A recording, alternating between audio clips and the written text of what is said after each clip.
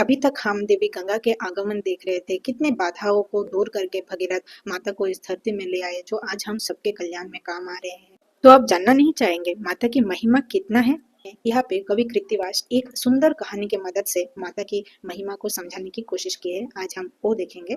By the way, this is Swati. Welcome you all once again to my channel. This is the day 54 of 365 days challenge of स्वाध्याय, जिसमें हम रामायण की पाठ कर रहे हैं और आपके साथ हर एक कहानी को मैं साझा करूंगी। वो प्रॉमिस किया था जो मैं निभाने की कोशिश कर रही हूँ। तो चलिए शुरू करते हैं। एक समय एक मुनि थे जिनका नाम था कांडार। ये बहुत ज्यादा पापी थे। कहने का तो ब्राह्मण थे, मुनि थे, लेकिन सच में बहुत पापी थे।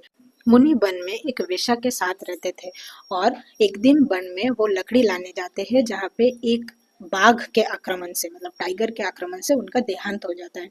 टाइगर उनके पूरे बॉडी के फ्लेश को तो खा लेते हैं, लेकिन अस्थि पड़े रहते हैं। अब उस अस्थि को लेके एक काक मतलब क्रो और एक संचाल नाम के पक्षी दोनों लड़ाई करने लगते। इसी टाइम भगीरथ माता गंगा को लेके उसी रास्ते से आ रहे थे। अब माता की ये था, जो जगह शाप दुष्ट होता था उसी जगह को मोड़ के माता उत्तर वाहिनी होकर प्रवाहित होते थे। लेकिन ये काक और संचान पक्षी दोनों वो अस्थि को लेकर लड़ते झगड़ते हुए गंगा के बीच में आके ही पड़ गए। अब गंगा के पड़ते ही वो अस्थि चतुर्भुज मूर्ति धारण किए, मतलब विष्णु दूत के जैसे मूर्ति धारण किए और विष्णु दूत आके उनको वैकुंठ ले जाने लगे। और इधर एक्चुअली में वो मुनि थे पापी, तो यमदूत आए जो उनको ले जाना चाहते हैं जमपुरी। अब इन दोनों में हो गई लड़ाई। लड़ाई झगड़े में विष्णुदूत जीत गए, लेके चले गए कंडार को वैकुंठ। इधर जमदूत जाके यम को बताते हैं पूरे कहानी और कहते हैं आज तो आपका अधिकार विनष्ट हो गया। वो रोते हुए जा पड़ते हैं विष्णुदेव के पास। कहते हैं आपने कहा था सारे पापी तापियों पे मेरा अधिकार है, तो प्रभु ये अधिकार आप आज क्यों छीन रहे हैं? प्रभु पूछते हैं कहानी क्या है, ऐसा क्या हो गया कि आप ऐसे कह रहे हैं? तो वो पूरे बात बताते हैं कि कौन सी पुण्य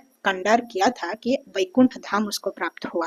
अब यहाँ पे भगवान बताते हैं यम को कि जहाँ पे गंगा नदी बहते हैं, जिस जगह से वो चलते हैं, वहाँ पे पाप रहता ही नहीं है। जो जगह में गंगा का हवा बह रहे हैं वहां तक भी आप मत जाओ। वो जगह में जो लोग रहते हैं, जो उस पानी में अवगाहन करते हैं, जो पानी पीते हैं, जो गंगा पूजन करते हैं, उनका स्तुति करते हैं, ये जगह पे आपका जाना निषिद्ध है, क्योंकि वो कोई पापी है ही नहीं। वहाँ गंगा स्पर्श में सब विशुद्ध हो गया है। ये है देवी गंगा की महिमा।